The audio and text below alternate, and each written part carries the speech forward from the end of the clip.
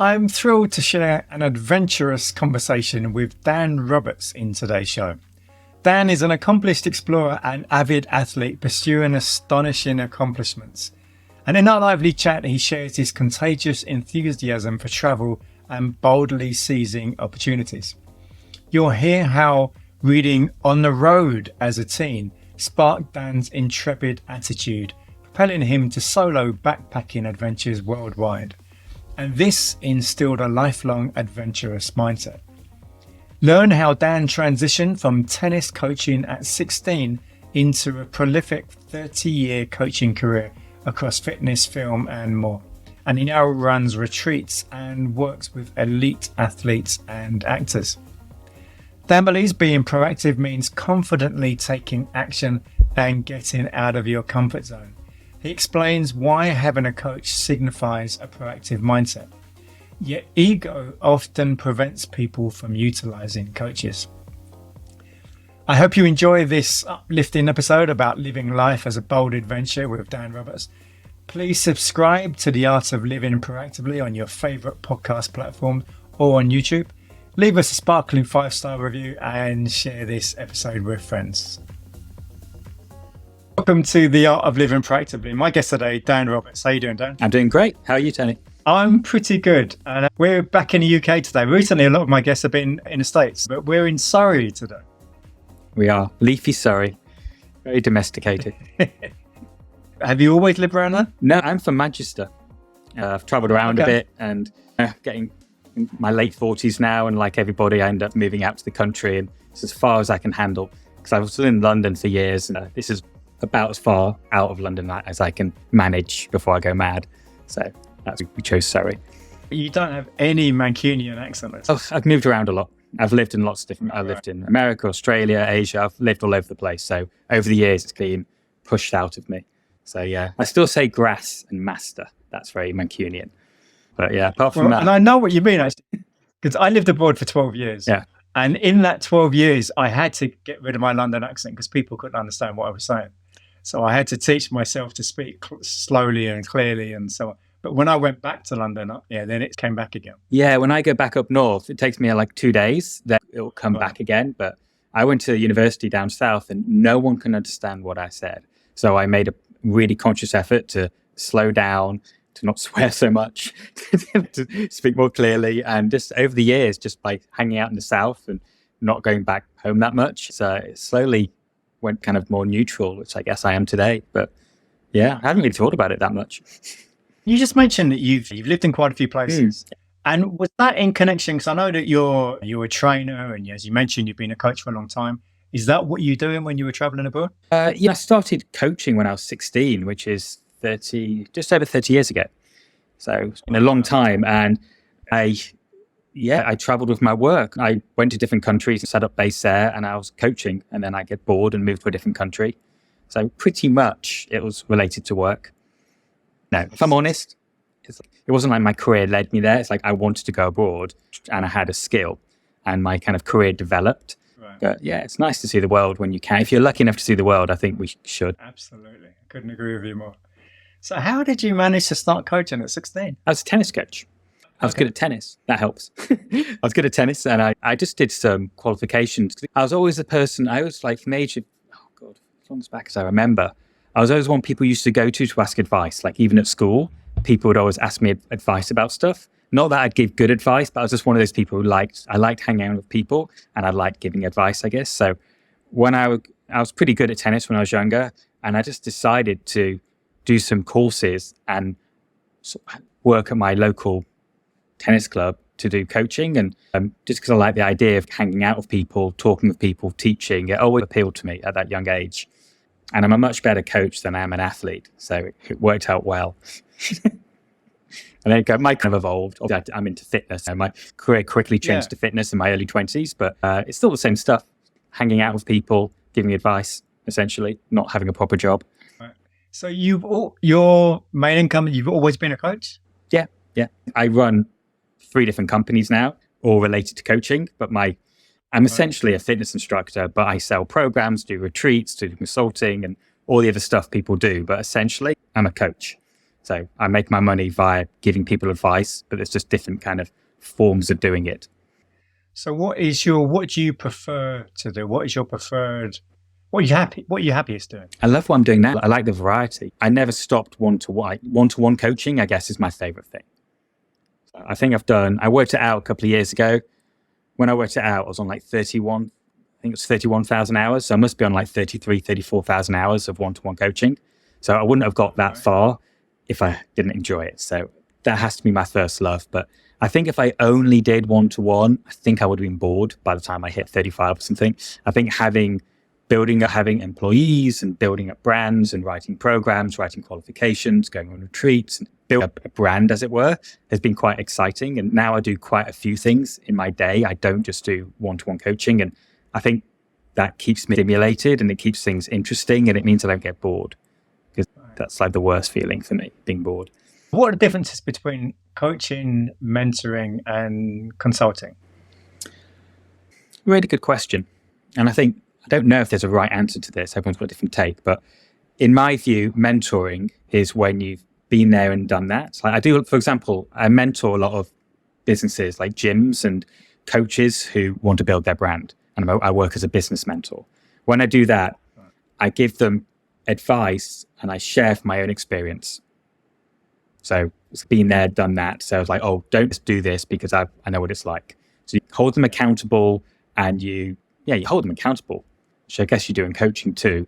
But I think it comes from a place where you really have been there and done it before. In coaching, I think it's actually less about your knowledge and more about actually the way you communicate and the way you hold people accountable. I think obviously it would help if you have a background of knowing your stuff. But I do think the best coaches aren't necessarily the best experts. There's a lot of people with PhDs in kinesiology who aren't very good coaches. I think actually being able to communicate, break things down, have empathy and leadership.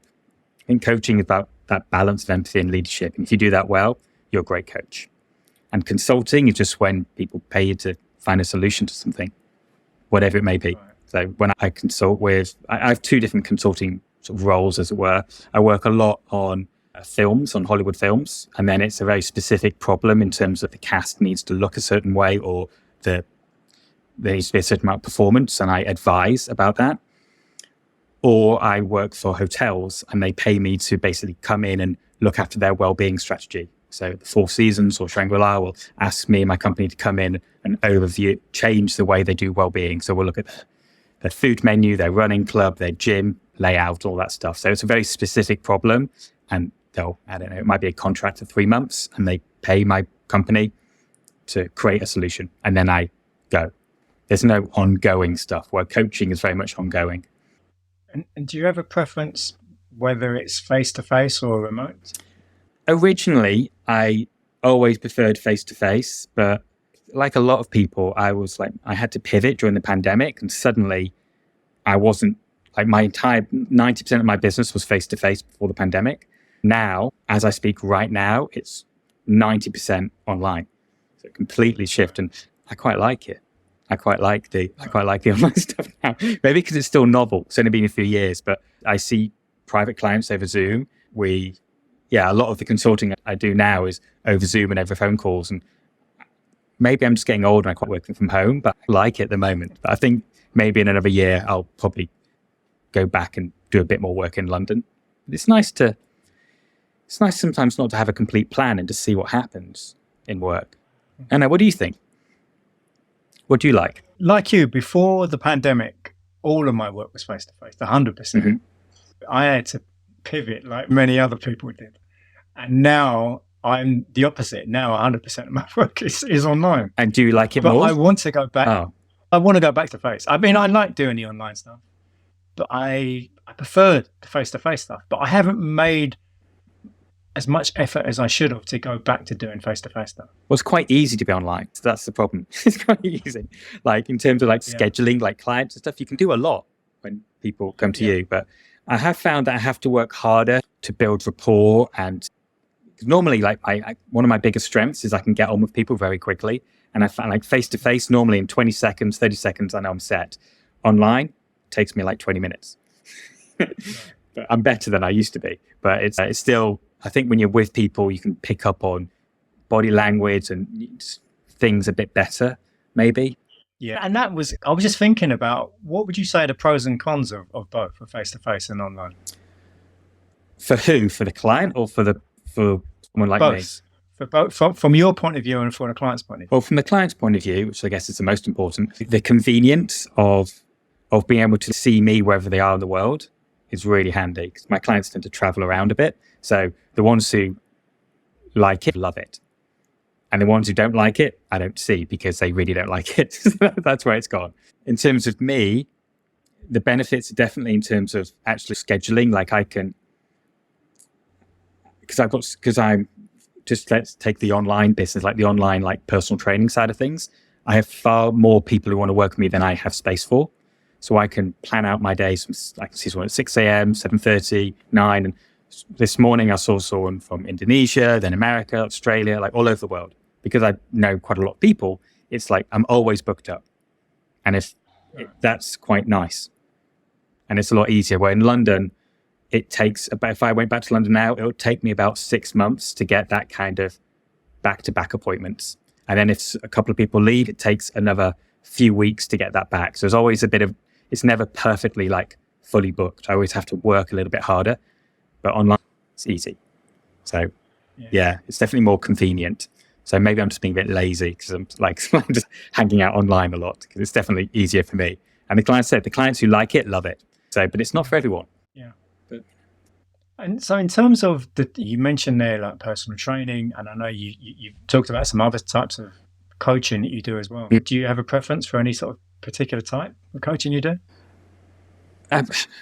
My job is quite varied. My private clients, I see a handful of private clients, I guess, looking after them. People I tend to work with, they tend to be on a project basis. So they have to get results, like usually in 6 months or a year. For normally my client, their career is slightly based on their body. So be they an athlete, a model, an actor, they're the three kind of sets of people I work with. It's usually pretty important that they make changes. Right. Being in charge of that is an honor, it's a privilege, and it's a responsibility. So I like that. I like when you're working with an athlete and they're injured, they've got, you're doing ACL recovery and they've got to get back and compete in 6 months' time. That's really cool. Or if you've got an actor, they're the star of a big film starting in 6 months and they have to put on size and they're tiny and they have to get big and you have to do it by a certain date. That's exciting.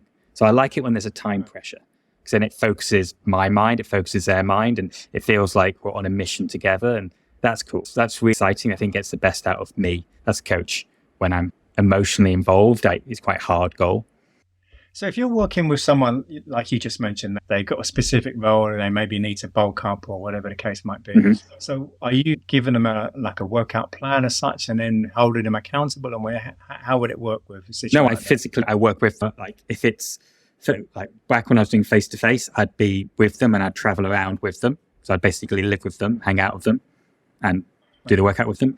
When it's online, every time they go to the gym, I'll be with them on a Zoom call. So they don't do stuff by themselves, because even though self-accountability is important and like for long term, that's a really good strategy to have. But when the stakes are high and you have to get results, we can't leave anything to chance. So I need to be in control of what they're eating, when they're going to bed, what time they wake up, what they train, all of it.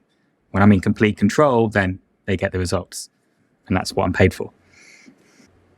What would you say is, I wonder if there is, what is the hardest part of coaching, or is there nothing that's hard? It's a really good question. What's the hardest part of coaching?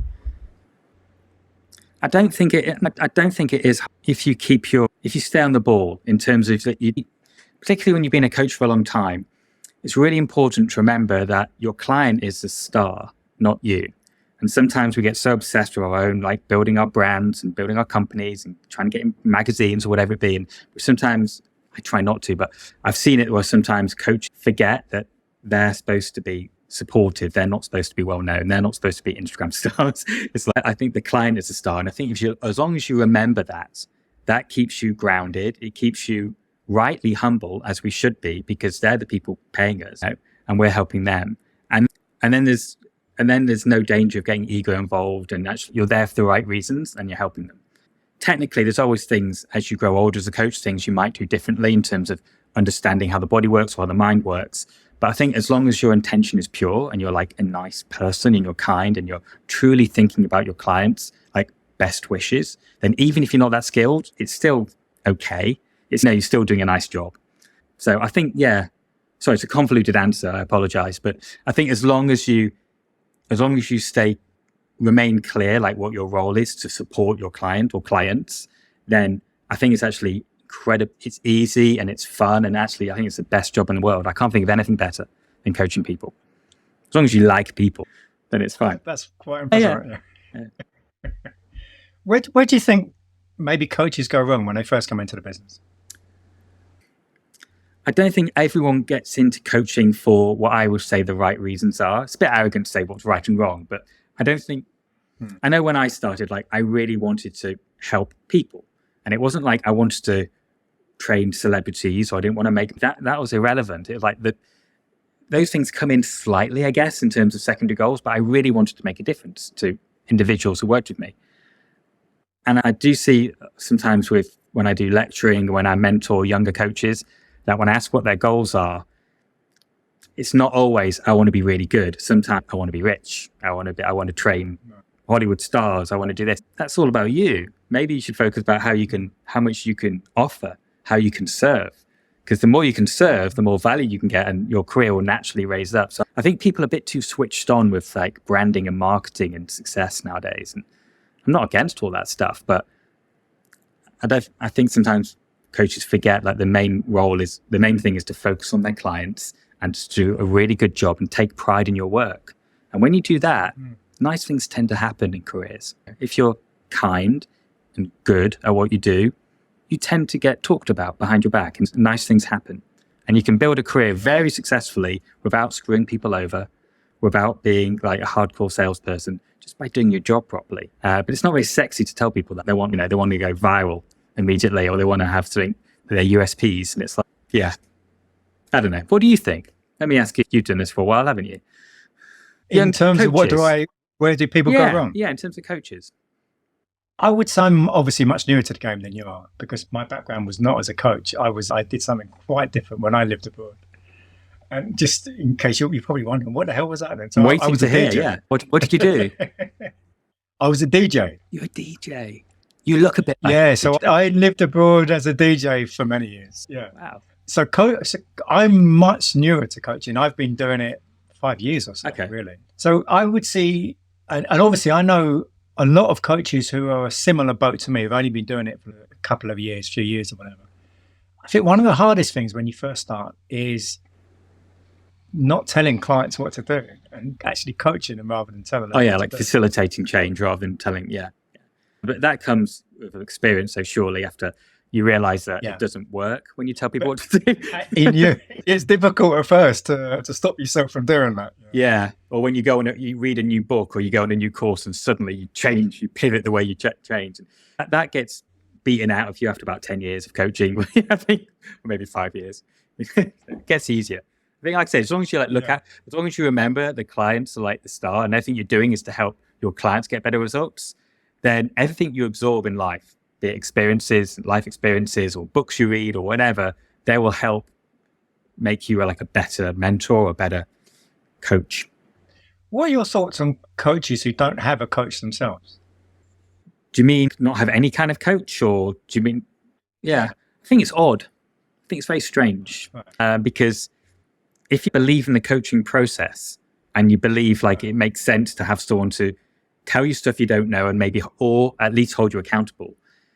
If you don't really believe in it, if you don't have any skin in the game and believe that makes sense, it seems a bit like lack of integrity to then offer it to other people. So I find it very bizarre. I guess that I'm a strength and conditioning coach, personal trainer. I don't have a personal trainer working with me, but when I want to learn gymnastics, I go to a gymnastics coach. When I want to learn how to do Muay Thai, I go to a Muay Thai coach. So I have loads of coaches for things I want to learn. I don't have someone looking after my overall fitness, but I have specific people I would go to always. I have to know my life because it's the quickest way of learning stuff. It's by finding someone who knows more than you, who can communicate, and it saves you loads of time. To me, it's like a no-brainer. Like every athlete out there has a coach. And being a coach for 30 years, I've seen how amazing results you can have when you have a good relationship with a client and you give good advice and you hold them accountable and you push them. You kind of work with them, not just like pamper to them, but you like challenge them and push them. It's amazing what people can do. I find it very strange, as I'm sure you do. I'm guessing you do too. That's why you asked that question. Yeah. I've got a couple of coaches, and I've had coaches for many years. And I guess one of the reasons for asking that is because one thing, coming from the DJ world, and the DJ mindset is very different to many other industries. I don't know what the right word is, but DJs really rail against having a coach. You should be good enough. You should be able to do it. DJs don't have a mentor or a coach, or they might have been a roadie for someone when they first started doing it. And then after that, you've got to do it on your own. I'm not saying, obviously, I'm generalizing. Yeah. Obviously, not everyone thinks like that. But you'd be amazed at how many do. Why do you think that is? Is it is it because it's mainly like young guys? Bit of ego, like they don't like admitting. Absolutely. You've got to have an ego to be a DJ. You've got to stand in front of thousands of people. Everyone listen to me. There's got to be some kind of self-confidence in there, which is linked to ego, particularly when you're younger, right? Yeah. But the problem with DJing is ego is imperative, as you said, because you're in front of that many people, but it can very easily get out of control. Yeah. And it often does. That's part of the fun, though, isn't it? Right. When you're young. Yeah. When you decide to be a DJ, you didn't decide to be an accountant, right? So there must have been something which led you that path. Well, for me, it was different. I fell into it by accident. I was crazy about music as a kid. I was always buying records all the time. And one day I was doing a friend's party. I was like 14 or something. And the manager of the venue, it was upstairs in a function room in a pub. And the manager of the pub said, "Oh, how much do you charge?" And I was like, "A charge for what?" He says, "For DJ." And I said, "I'm not a DJ." He said, "Well, what have you just been doing?" And then so I fell into it. It wasn't something that I aspired to. I just loved music. Yeah. And then my whole thinking changed, because then I thought, oh, wow, I'm a DJ. Yeah. Whereas before, I just loved music. Wow. What made you change from a DJ to doing what you're doing now? I still DJ. I'll still be doing it when they're putting me under, probably, because I've done it my whole life. But I'm getting a lot older now. It's not something I can do for the rest of my life. Mm-hmm.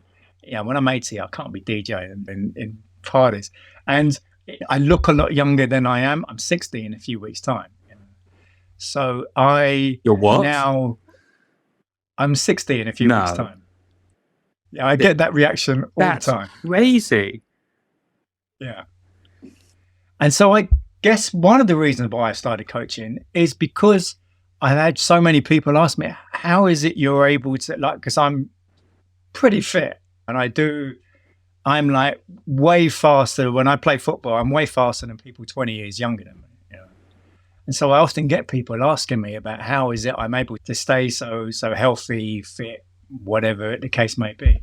And so that's how I got into coaching in one way. But the bigger part really was a lot of my family died young. Like my brothers, my dad all died in their 50s.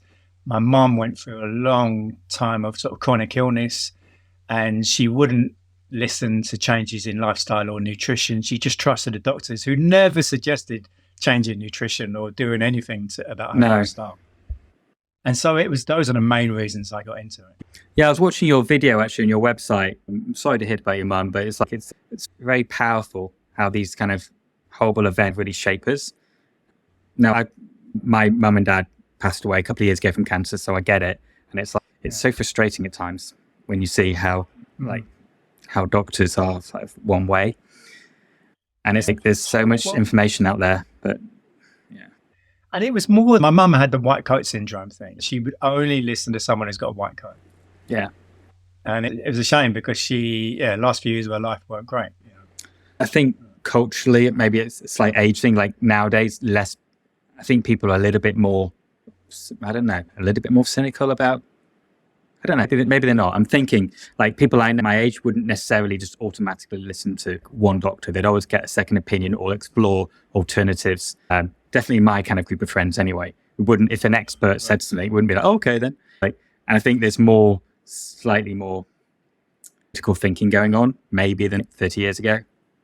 I don't know. Well, what do you think? That's such a good, I agree. And it needs to be, because you can't just accept, just because one doctor says something, that doesn't necessarily mean it's right.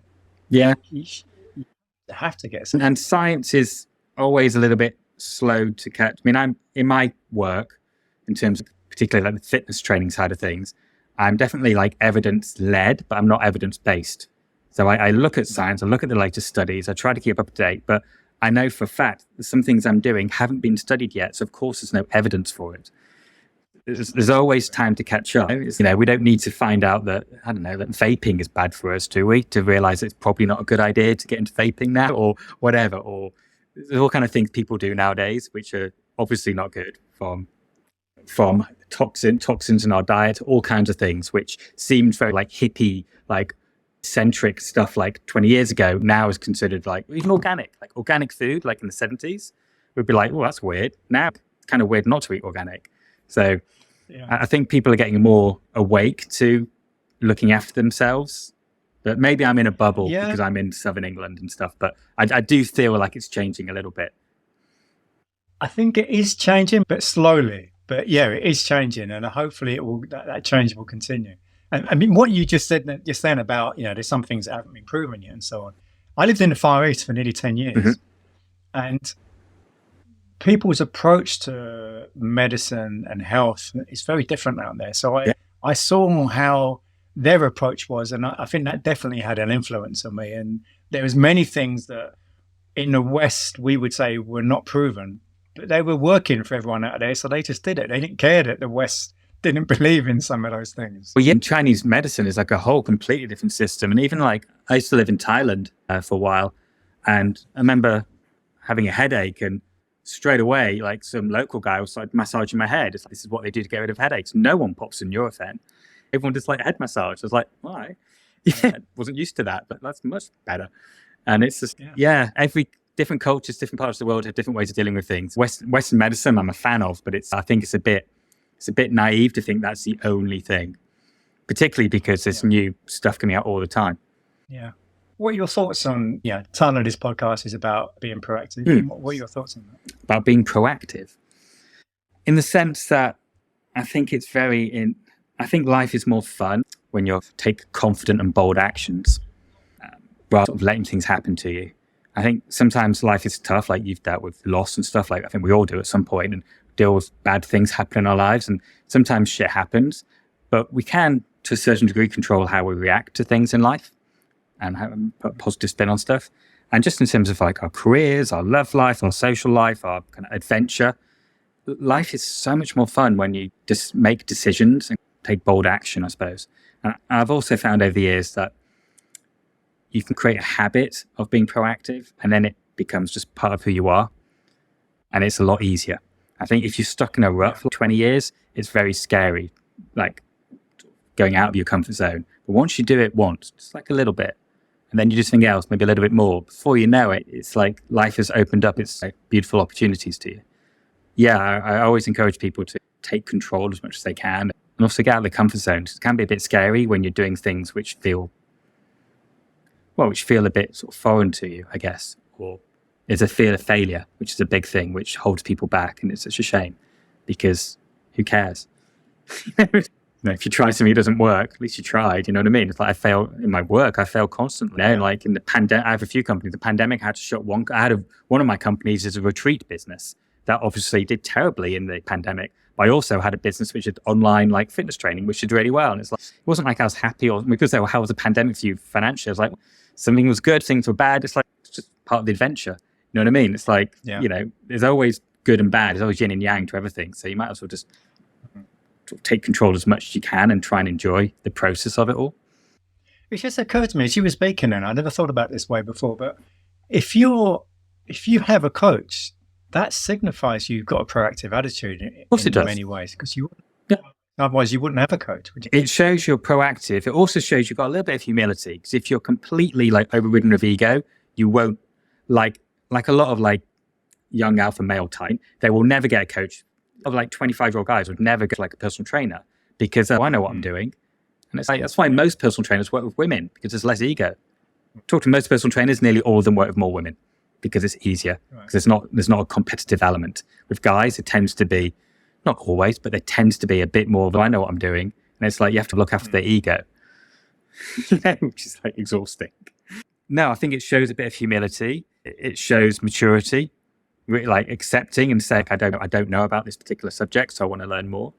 And it shows a bit of intelligence. It's a lot quicker to learn something off someone who's been there, done that. Like if you want to learn about something, you read a book or hire a coach. That makes much more sense than working out by yourself. And that's a very odd way of living, to figure it all out by ourselves.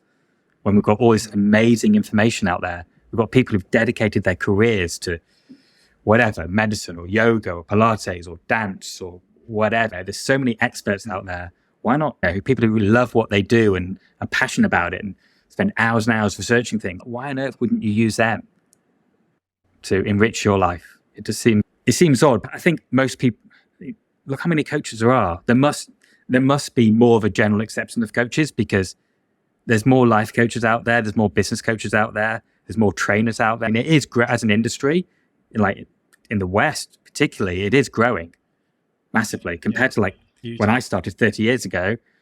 Like you go to a park in central London, there was no personal trainer like in a park. Now you go to any park in London, there's like 40 personal trainers there. There's gyms everywhere, and people have business mentors now. That's not that weird. There were 20 years ago, no one would have a business mentor. Now it's standard. So I do think it's growing in an industry, which proves that actually people are more open to it, which is a good thing. How do you think AI might impact things? It's a very specific question. I don't know. I think with AI and machine learning, when it comes to like when I've seen early AI and I've seen machine learning on apps, like fitness and wellbeing apps, it can do a better job than bad coaches, but nothing can beat a good coach. A good coach who actually works with someone who actually really thinks about that person, I don't think can be beaten by any kind of technology. But someone who's a bit rubbish, they can be, I think a clever computer program can probably do more in terms of sending emails for accountability and all that stuff. But when you talk to someone who's like a coach and they know you and they pick up on your like body language and say, "You okay, Tony? What's going on today?" And like they listen to you, that's invaluable. And when someone comes in a bit upset, do you push them hard? Do you let them have a little cry? Do you stop the session, take them out of coffee? It's very hard to have an algorithm to decide what to do. But when you're a human, we can pick up on these things. And with our life experience, we can kind of go, actually, I think the best thing to do in this situation is this, which may not be part of their program, but it's the right thing to do for that person. And I don't know how a computer program could ever do that. If someone's listening to this and maybe they don't have a coach and there's something they're considering and they're not quite sure how to go about it, what would you say, what should someone look for in a good coach? I'll preface that by saying, if you find someone who's a really good coach, regardless of what they're teaching, I think you should hire them, regardless. Because I think being around someone who's really knowledgeable and passionate and can communicate, which are the three things you need to coach. I mentioned earlier about having that balance of empathy and leadership as well. When you meet someone who has these characteristics and they talk about what they do with passion, you should be around that. Even if they're teaching knitting and you don't care about knitting, it's important to be around like enthusiastic, like passionate people, because that's how we should be, I think, in life. And sometimes life can get tough, and it's important to remind yourself that it's like we need bits of joy, we need enthusiasm, it's so easy to be cynical, particularly as you get older. And I think it's very, actually, at all ages now, it's easy to be cynical. And I think you need to do anything you can to fight against that and to remind yourself that life is fun, it's a big adventure, there's lots of amazing things to learn, lots of really fascinating people out there, and you want to be around those people. And it's also nice to learn new shit, whatever it may be. Be it whatever, like gymnastics or kung fu or tai chi or Pilates or learning how to sing, learning how to dance, whatever. There's millions of things. I'm biased because I love the world of physical stuff. And I have a belief that we are all designed to be athletes, and life is more fun and more enriched and more natural and more authentic when we live closer to our athletic selves. So I think regardless of our age or disabilities, whatever, we should always strive to jump and twist and pull and punch and run and climb and all these things, because that's how we're designed to be. We're not designed to be what both of us are doing now, sitting in front of a screen. It's unnatural. We're not designed to sit on chairs, again, which both of us are doing now. Chairs, how long have they been around? 100 years? That's not natural. No wonder everyone in the West has got tight hip flexors and weak glutes. So we sit down all day. And so I think the more move back to our natural athletic self, the better. So I'm obviously biased towards that. But going back to your question, just find someone who's passionate and knows and has studied stuff, and just even if they're not a proper coach, just ask to hang out with them. It's infectious. Have you written a book? Have I written a book? I'm writing one at the moment. Okay. And I keep getting told off by my literary agent, Dory. She's lovely, but it was supposed to be out 2 years ago and I didn't finish it. So it was a bone of contention. So I'll let you know when it's out. But no, I try to give a lot of free resources away. I mean, like you're doing your podcast, which, by the way, I was looking at how many episodes you've done. I'm so impressed how consistent you've been. It's so difficult to be doing all the way through. I have various resources and stuff I try and give away for free to help people, which is like the next best thing, I guess. But I'd love to write a book, and I'm doing it. I guess I'm just lazy because it's not finished yet. And what are your thoughts on who is it aimed at? What will it be about? I'm not allowed to tell anyone, I'm afraid, because I've already got a publishing deal. Right. Hopefully, it will be good, but I'll be told off. So I'll let you know when that's out. Right. And I'm just setting myself up to failure. If I tell you exactly what it's about and it comes out and it's different. But my main thing is, the reason I do what I do, not my private clients, yes, but also all the qualifications and the courses and the consulting and the retreats, it's just to help people connect their mind and body more. That's essentially what I do. It on the outside, it looks like I give people these dramatic transformations, and that is a part of what I do. But that gets the people in. But what I really do, yes, I help people dramatically change their body for films and stuff. But inside of that, I help them like really feel what it's like to be an athlete. And that's the most fun part of what I do. Problem is, if I just said, hey, I'm just like a mind-body connection coach, I'd have no clients. I have to like also help people change their body, get fit, lose weight, all that stuff. But that's their goal. But my goal is to help them connect their mind and body, and we work together. And I'm very open about it when I meet them. I'm like, yeah, fine, I'll get you this. But also, if you work with me, I also want you to learn how to do a pull-up. I want you to learn how to learn about proper eating. I want you to learn how to fight, like how to do Kung Fu or Muay Thai. Like, it's my responsibility as a coach, not just to give you results, because you don't always know what you want. My responsibility is give you results, part one, but also give you things which I think are good for you, because I'm the expert. I've done this for 30 years. So that's the deal I give to all my clients. And like, if you want that, then we'll work together. If not, then go with someone else. And that's how I do things nowadays. I asked you about a book just now, so staying on the same topic, is there a book you can think of that's moved you for any reason? Yeah, I can think very clearly. It's a bit cliched, but I read this book when I was 16. It's Jack Kerouac book called On the Road.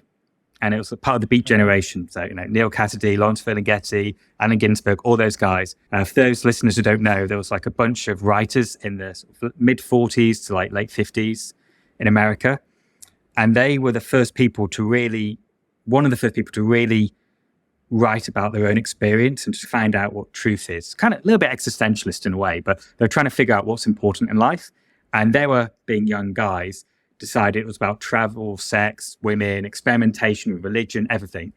Nowadays, quite basic, I guess, but back in the 50s, no one did that kind of stuff. No one traveled the world and experimented with drugs and sexuality and stuff. No one did that back then. There were Buddhists. No one was Buddhist in 1948. People were Buddhists in the 70s. So it was really ahead of its time.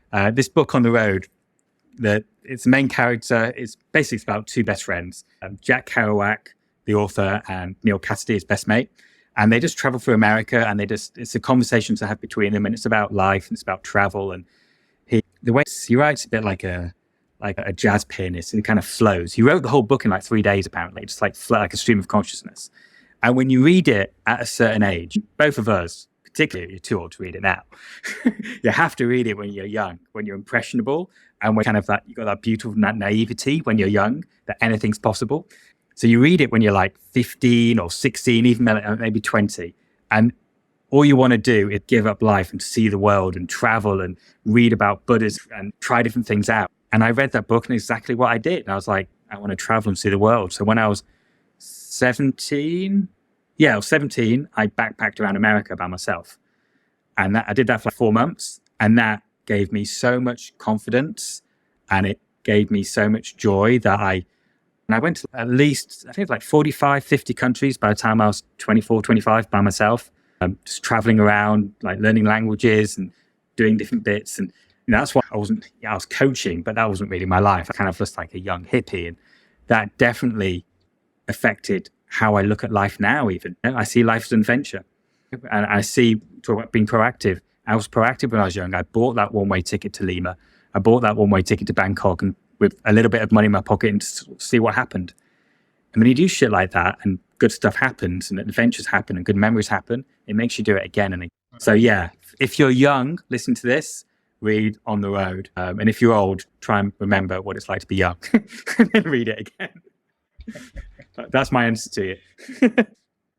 If people want to find out more about you, where would they go? I guess, like everyone else, I've got a website, danrobertsgroup.com.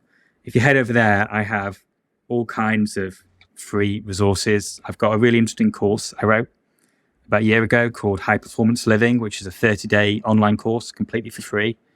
I think that's worth checking out because obviously we do slightly different things, but I think it's very aligned with the way you talk about, from what I've heard in your podcasts and reading your blogs, it's definitely aligned with what you talk about. So I think your listeners will probably enjoy that. And I think it will resonate with that about how to look after your body and how to look after your mind.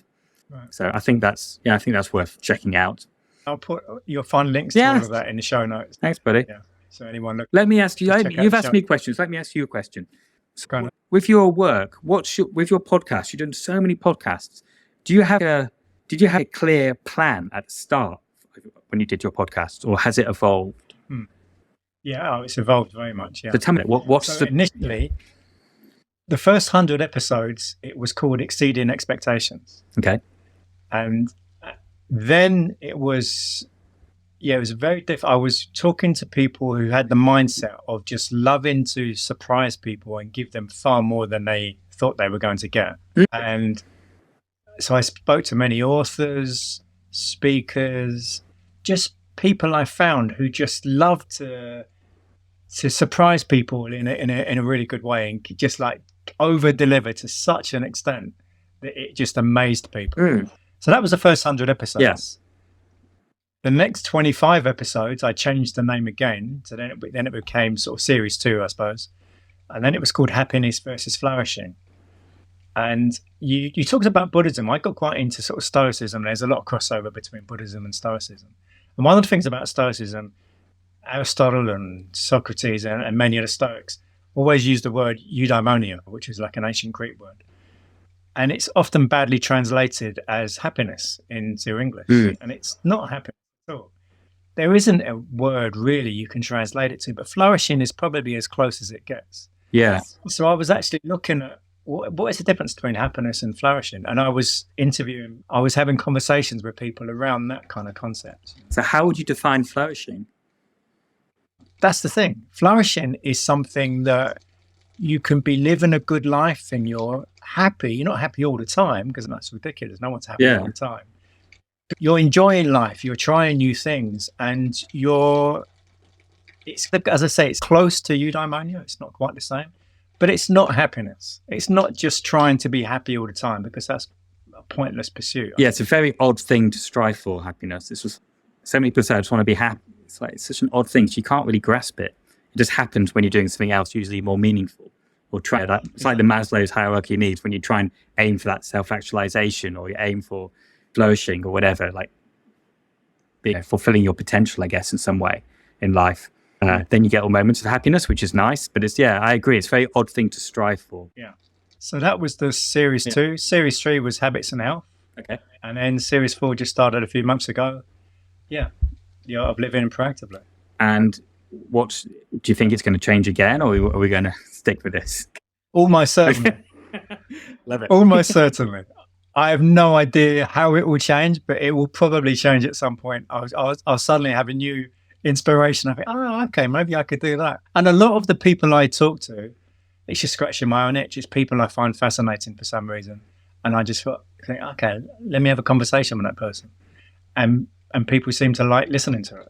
Yeah, it's that I've got a podcast and it's quite nice. It's like, it gives me an excuse just to talk to people I want to talk to occasionally. I'm not like you. I just do episodes every so often, but we've got quite a lot of followers, and just randomly, if I've got someone I want to talk to, I'll just contact them. And it's quite nice sometimes just to have a conversation.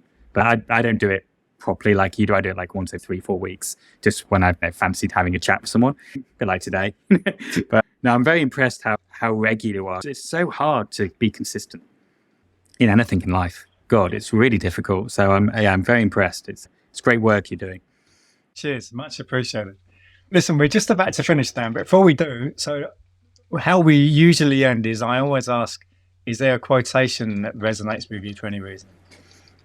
Yeah. God, I hope I'm not wrong. I think this is Voltaire. I may be wrong. The real voyage of discovery consists not in seeking new landscapes, but in having new eyes. Okay. And I like that. Pretty self-explanatory, because it's about the way we see things. If you really want to have an adventure, yeah, you could get a one-way ticket to Lima. But actually what's more adventurous is by opening your eyes and seeing the world in a new way, by staying open-minded. That's the real adventure in life.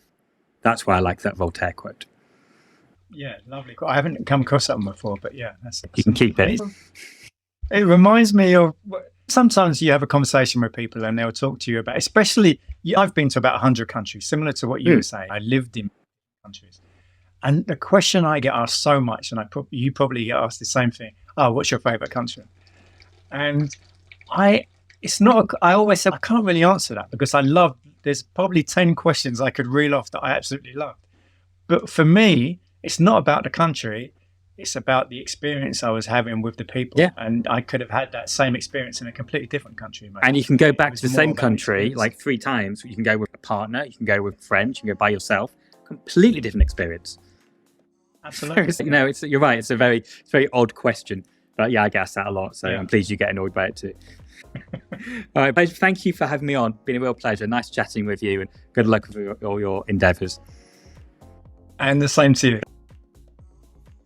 Tune in next week for another enlightening episode of The Art of Living Proactively. I'll be speaking with Vicky Jones, a breathing expert who is using her knowledge to help long COVID sufferers. Vicky will share her incredible story of recovering from breaking her neck while surfing, only to later contract COVID-19, which left her with debilitating long-term symptoms.